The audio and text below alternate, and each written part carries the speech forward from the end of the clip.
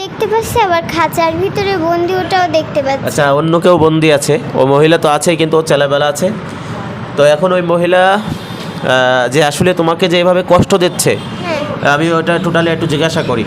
হুজুর, আপনারাও ওকে মজবুতভাবে ধরেন এবং ওকে শাস্তিও দেন যাতে ও কথা বলতে বাধ্য হয়।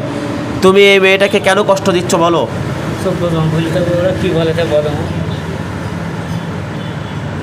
কি বলতেছে?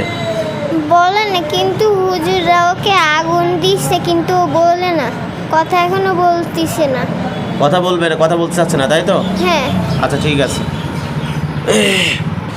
দেখো, তুমি এই মেয়েটাকে যে কষ্ট দিচ্ছ, শুধু শুধু তুমি যদি ভালোভাবে কথা বলো আমি তোমাকে ছেড়ে দেবো।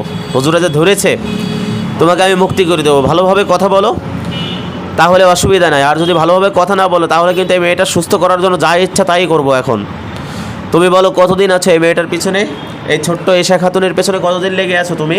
কি বলে দেখো। কি বলে বুঝতে পারি না, মানে কথা কিভাবে বলে, কথা বোঝা যায় না। না না। আচ্ছা হুজুর, আমি সময় বেশি নিব না, কারণ এই মেয়েটাকে অনেক অসুস্থ করে রেখেছে। এর এই পানির ভিতরেও দেখা দেয়, পানি খাইতে যায় পানির ভিতরে দেখা দেয়, বাথরুমে গেলে বাথরুমে দেখা দেয়, এরপরে আয়না দেখতে গেলে আয়নায় দেখা দেয়, এবং এবারের নোকে, এই যে নোকের ভিতরেও দেখা দেয়।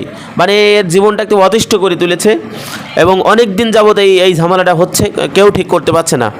তো আমিও প্রাথমিক পর্যায়ে অনেক চেষ্টা করেছি, কিন্তু এই অনেক জাদুকর, একে আমি কোনো রকম পাকড়াও করতে পারছিলাম না। তো আপনারা এসে একে ধরেছেন, তো একে কী করবো বলেন তো হুজুর? হুজুররা কি বলে দেখো।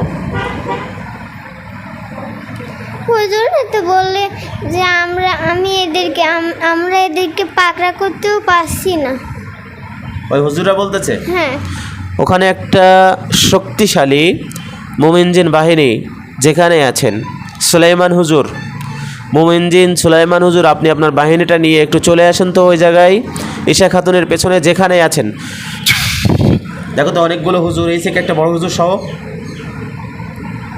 আসে, কিন্তু আমি দেখতে পাই একটা মুকুট পরা, একটা মাথায় মুকুট পরা। হ্যাঁ। এটা দেখতে পাচ্ছ?